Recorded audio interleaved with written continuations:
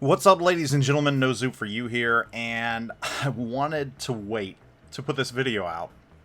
I wanted to show you submarines, I wanted to play them, and I wanted to focus on submarines today, and here they are. And this is the USS Balao, and it's a tier 10, and I just gotta say, this ship is ridiculous. Excuse me, this boat. That's the proper vernacular.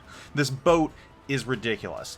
I was a little worried when I saw the changes to the torpedoes and the torpedo speeds that it was going to be a tad too much.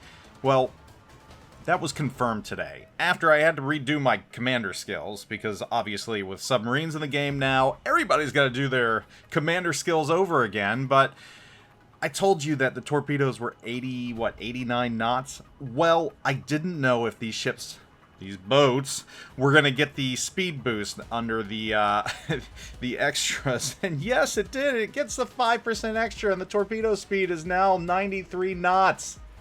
93 knots for this thing.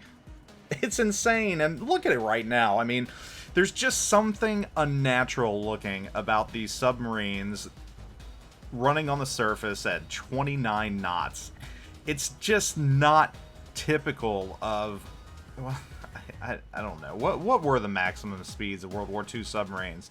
I don't feel like they maneuvered this well and were this fast.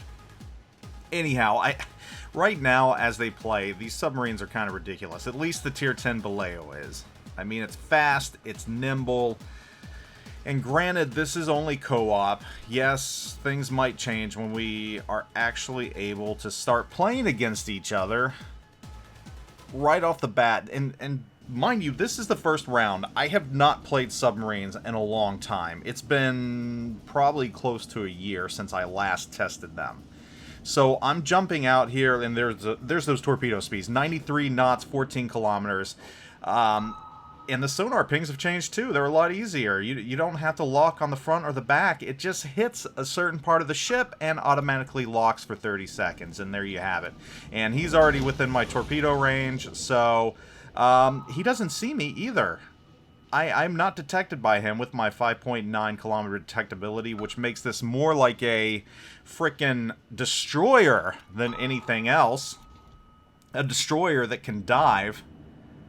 I haven't tested these ships in ages. They've changed a lot. These do not feel like the ships I tested.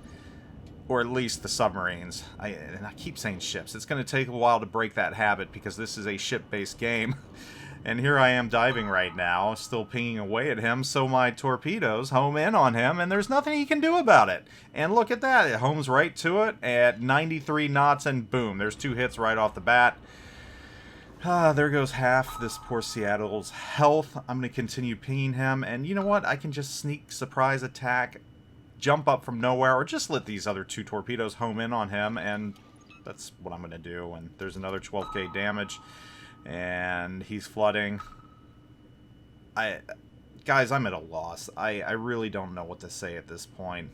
I mean, this totally feels like an arcade game right now at this point. I mean, Warships has never been a simulation. It never has. But there were facets of realism in the game. That has completely been removed at this point with the introduction of submarines.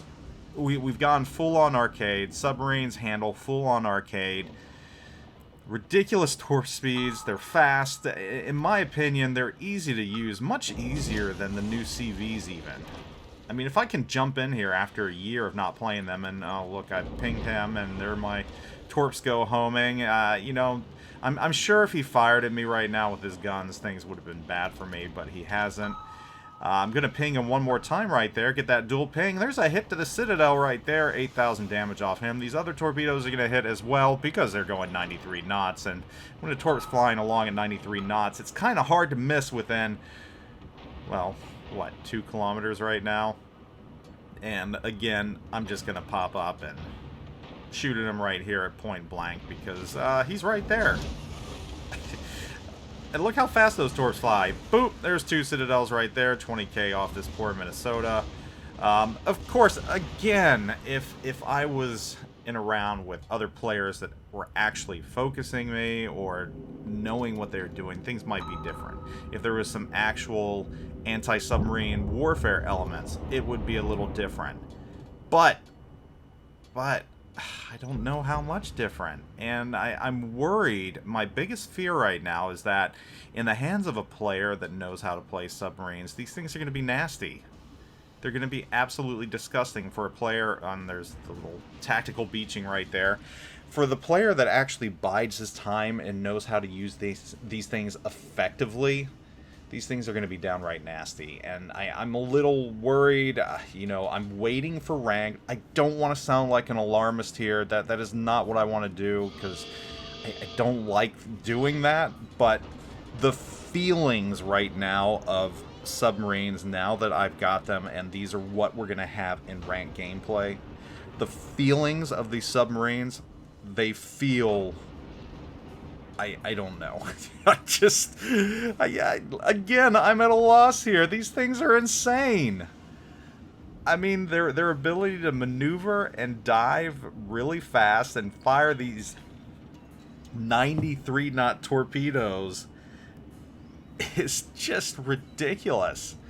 And there is cause for concern with this. There's significant cause for concern. And I think, you know, the majority of the player base, you should be concerned as well. Just how radically these have the potential to change the game. I cannot see these making it out of this season of ranked gameplay without hefty changes, especially at Tier 10. Because as it stands, the Balao is insane. Just absolutely insane with its reload, torp speed. And yes, I know the torps don't cause as much damage as a destroyer's torps or IJN torpedoes, but still, the fact that they're as fast as they are, you can lock them on, they can hit citadels, and I mean, they reload fairly quickly. It's cause for concern. And I am a little concerned right now after playing this, because like I said, I haven't played these submarines in a while. I haven't tested them in a while. This is the first time I've played them in close to a year, if not longer. I don't know. My memory fails me. And to be able to jump in and have a round where I, you know, did 100,000 damage just puttering around in these things, that speaks to some issues. And again, it's just co-op. It's just co-op, but still, I mean, this ship probably would have shot me if, you know, this were a real round. But still, I have serious concerns after playing the Balao, and actually being able to maneuver in it and fire in it and do my thing in it. I have serious concerns. Right? Oh, and here's the butt torpedo. Don't forget you've got those as well. I've got serious concerns at this point. That just jumped right out of the water. Guys, we are headed for uncharted waters right now. I am concerned with rank coming up. I'm concerned with submarines. I feel like they might need some significant overhauls, which is funny to say since we've been working on them for, what, 2 or 3 years now. But as it stands, Balao is just ridiculous. I mean, I don't know how this made it into the game. I really don't, in its current state. That might change when we get to actual rank. You know, maybe we'll see for sure. Maybe they're not going to be this bad. Maybe, you know, they're weak, and this is just co-op effect. But to be able to come out and just do this after not playing for a year, I don't know. I've got concerns. Anyhow, I want to know your thoughts on submarines. Let me know what you think in the comments. Catch you all later. Zoop out.